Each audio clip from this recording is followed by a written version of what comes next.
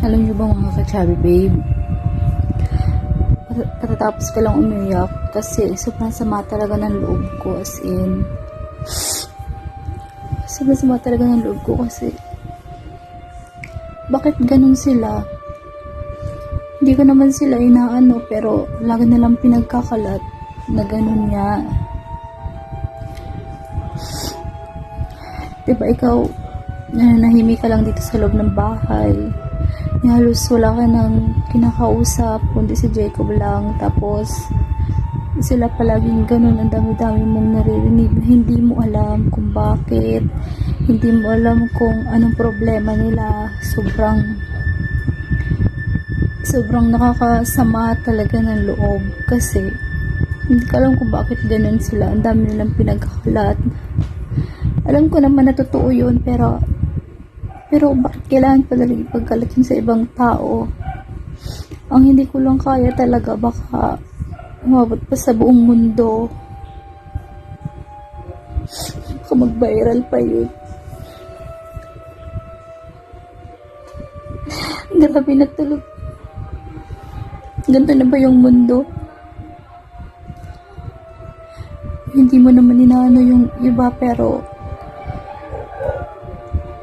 nananahimik ka, tapos ganito na lang. Tapos sarili ko pang nanay, sarili ko pang mama yung magkakalat ng ganun. Sobrang sama talaga ng loob ko, kaya napagdesisyonan ko na lang na kausapin si mama, tanungin si mama kung bakit.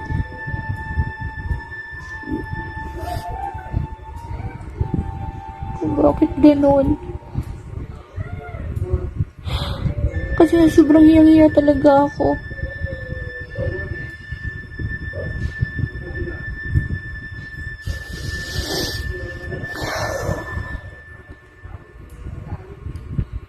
Pupuntahan ko si mama sa kwarto niya. Tanungin ko kung bakit.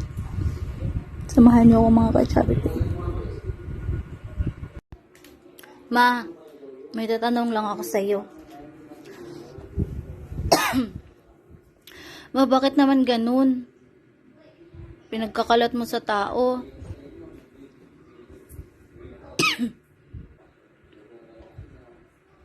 Ma, bakit naman ganun? Ang ano? Pinagkakalat mo. Ang ano? Ganun, pinag-chismis mo ako sa tao. Kala mo maganda yan. Anong chismis? Chismis mo ko sa tao. Ano yun? Bakit mo kasi pinagkakalat yun? Alam mo naman na, paano pag malaman yun sa buong mundo? Ano nga? Hindi ko alam. Ano nga yung sinabi mo sa mga tao? Wala akong sinasabi ha. Wala akong sinasabi. Meron. Bakit mo kasi pinagkakalat? Alin nga? Ano yun? Na maganda ako.